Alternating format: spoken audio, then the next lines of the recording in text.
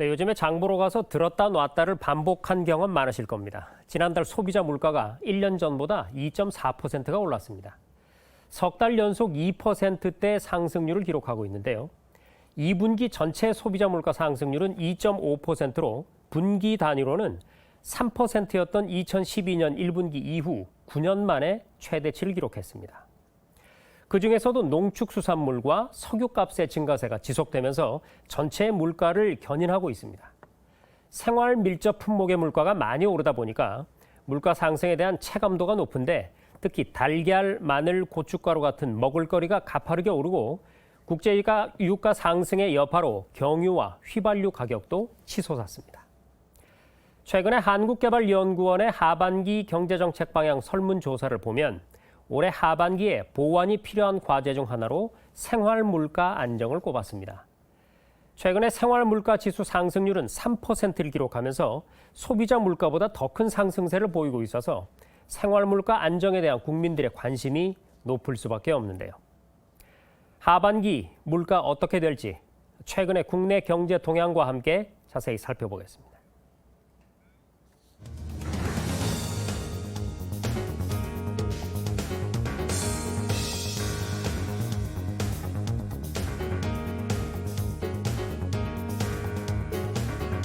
네, 오늘 저희 뉴스룸에 한국개발연구원 경제전략연구부의 천소라 연구위원이 나왔습니다. 위원님 어서 오십시오.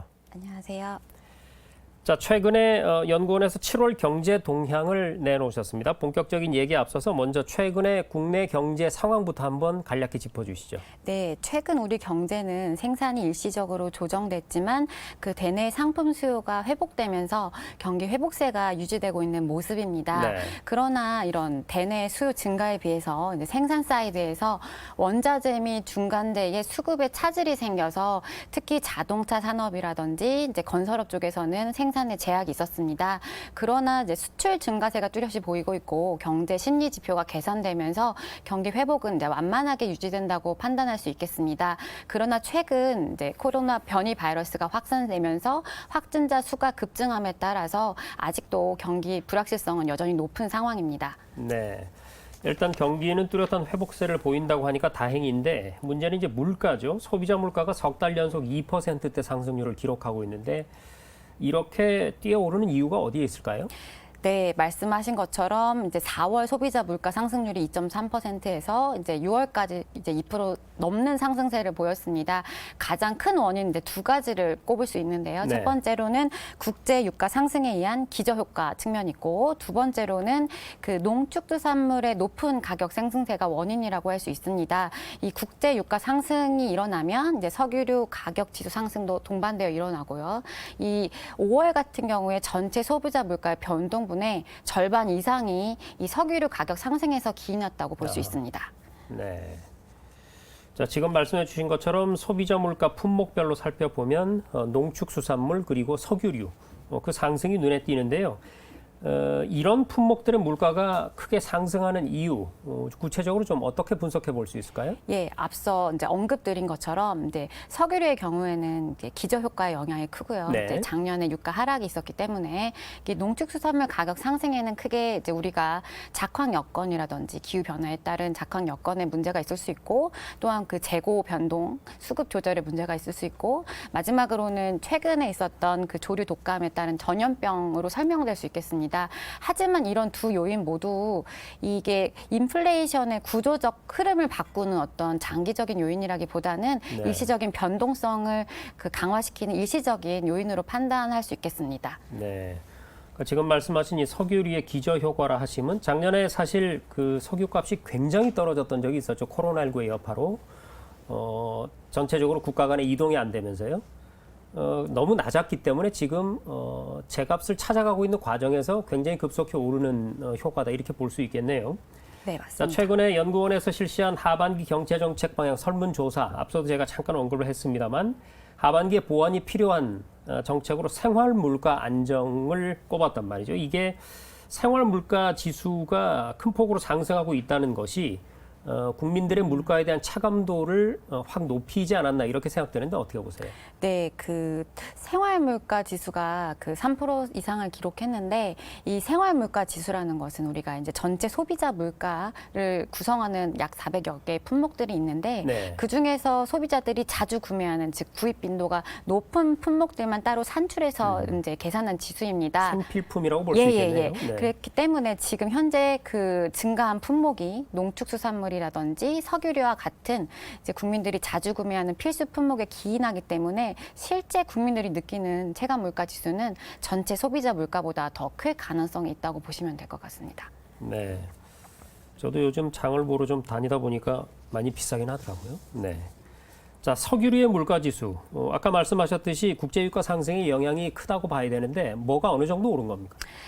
국제 유가 상승 중에서 이제 우리가 그 작년 상황을 한번 반추해 보면 작년 이제 4월 경우에요. 두바이유 기준으로 국제 유가가 그 월 평균으로 배럴당 약 20불 정도였습니다. 그런데 이제 올 6월 기준으로 월 평균 두바이유가 약 71.6달러를 기록하고 있거든요. 근데 대부분의 이제 물가 지수가 이제 우리가 흔히 인용해서 쓰는 표현이 전년 동월 혹은 전년 동기 대비이기 때문에 낮은 하락세를 감안해서 이제 봐야 할 것입니다. 네. 하지만 이제 그럼에도 불구하고 이제 그 국제 유가가 움직이면서 석유류 가격도 동반 상승하는 그 움직임이 있기 때문에 석유류 가격 상승 이 새는 하반기에 이제 국제 유가가 어느 정도 안정화되면 점차 축소될 것으로 보이고요.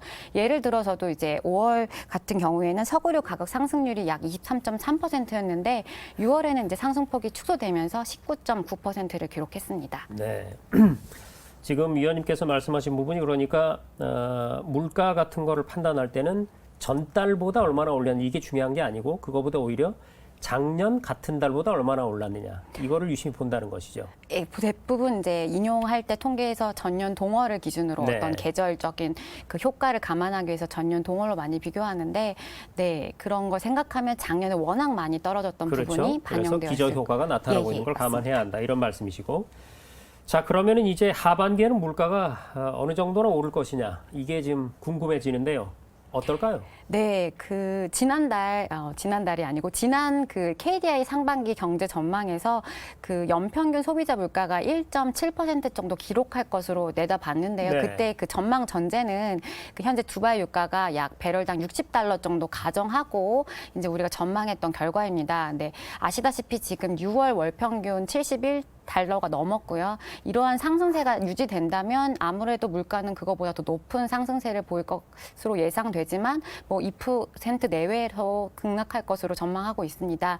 하지만 이제 말씀드렸다시피 지금 상승하는 요인이 이제 국제 유가라든지 어떤 식료품, 농축수산물 가격에 기인하고 있기 때문에 이게 하반기로 갈수록 이제 그런 상승 압력이 점차 해소될 것으로 전망하고 있습니다. 네.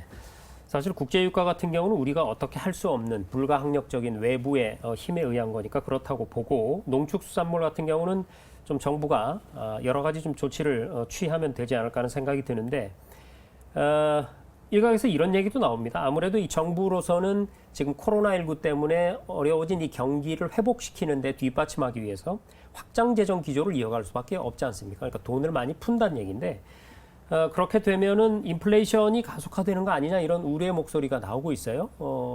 위원님은 어떻게 보세요? 그러니까 인플레이션 지속 가능한 측면에서는 지속 가능성 측면에서는 그게 지금 당장 크게 우려할 사안은 아니라고 생각합니다. 현재 그 2, 4분기 인플레이션이 전년 동기 대비 2.5%를 기록하고 있고요. 그 지금 아까 말씀드린 것처럼 식료품 및 에너지가 그 일시적으로 변동성이 큰 요인이기 때문에 이것을 제거하고 난 그 물가 지수가 이제 근원 물가 지수입니다. 네. 이 근원 물가 지수에서는 여전히 그 한국은행의 물가 목표치인 2%를 하회하고 있는 수준이기 때문에 그 수요 측의 인플레이션 압력은 그리 크지 않을 것으로 예상하고 있습니다. 네. 자, 코로나19로 가뜩이나 우리 서민들 힘든 마당에 고물가까지 겹치면 안 될 것 같습니다. 물가 안정을 위해서 앞으로 어떤 정책적 방안들이 필요하다고 보시는지 마무리 말씀 부탁드립니다. 네, 현재 이제 물가 상승은 이제 식료품 및 에너지와 같은 이제 필수 품목에 집중되어 있습니다. 이제 농축수산물 가격 상승 같은 경우에는 뭐 수급 여건 개선과 뭐 유통 단계 축소 같은 정책을 고려해 볼 수 있을 것 같고요. 그리고 네. 이제 국제 유가가 상승함에 따라서 석유류 가격이 상승하는데 이 석유류 가격 상승에 따라서 기타 다른 품목들로 전이되거나 연동될 가능성이 있습니다. 이런 경우에는 이제 코로나19로 소득 충격이 큰 계층에 대해서 지금 뭐 산업통상자원부에 실시하고 있는 뭐 에너지 바우처 정책들을 더 연장하는 방법도 검토해 볼 수 있겠고 다양한 이제 정책적 지원이 병행되어야 할 것으로 생각하고 있습니다. 네, 잘 알겠습니다. 하반기 물가 안정적으로 관리되길 기대하면서 지금까지 한국개발연구원의 경제전략연구부 천소라 연구위원과 얘기 나눴습니다. 오늘 말씀 고맙습니다.